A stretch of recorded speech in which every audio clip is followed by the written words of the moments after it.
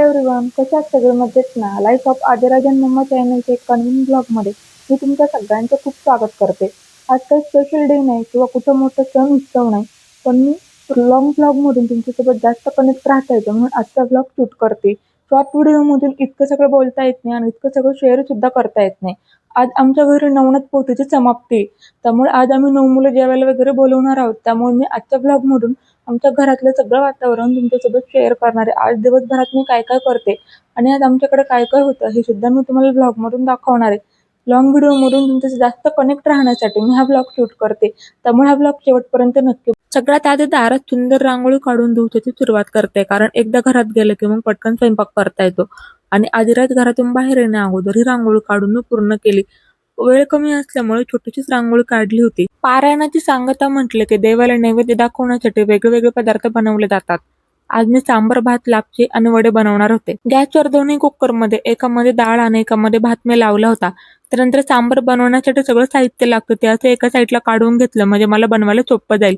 त्यानंतर मी लगेच सांबर बनवायला घेतलं. स्वयंपाक तर आपण रोज बनवतो, पण देवासाठी नैवेद्य बनवताना मनात एक वेगळंच समाधान असतं आणि आपण तो भक्तिभावाने पदार्थ बनवतो, त्याला एक वेगळीच चव सुद्धा येते. नैवेद्य बनवण्याची प्रत्येक ठिकाणची पद्धत वेगळी असते. माझ्या माहेरी जेव्हा नवनाथ पोथीची समाप्ती असते तेव्हा आपण पितृ जेवायला जे स्वयंपाक बनवतो तेवढा सगळा स्वयंपाक ते बनवतात आणि आमच्याकडे सांबर, भात, लापशी बनवतात म्हणून मी तोच बनवला. नवनाथांच्या पोथीत या वड्यांचा उल्लेख आहे, त्यामुळे मी हे वडे सुद्धा आज बनवणार होते.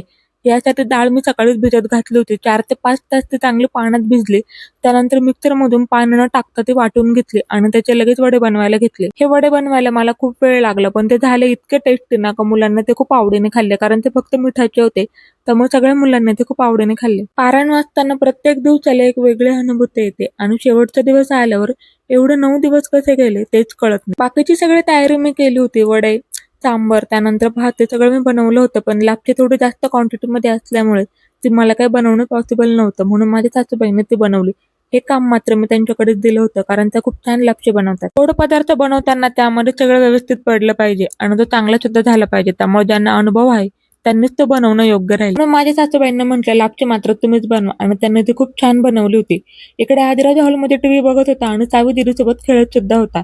हे पारायण आदिराजच्या पप्पांनी वाचलं होतं, त्यामुळे त्यांच्या हातूनच नैवेद्य दाखवला आणि आरती केली. पण ते इकडे मुलं सुद्धा यायला लागले होते. मुलं घरात आल्यानंतर घरातलं वातावरण एकदम बदलून गेलं. एक वेगळीच प्रसन्नता घरात आली होती. आदिराज सगळ्यांना बघून एकदम खुश झाला होता. सगळ्यांसोबत छान खेळत होता.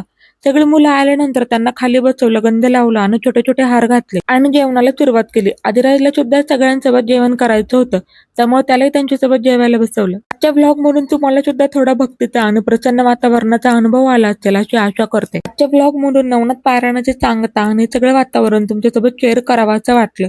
तुम्हाला सुद्धा हा ब्लॉग आवडला असेल तर नक्कीच सबस्क्राईब करा. चला आता आपण भेटूयात एका नवीन ब्लॉग मध्ये. तोपर्यंत बाय बाय, टेक केअर.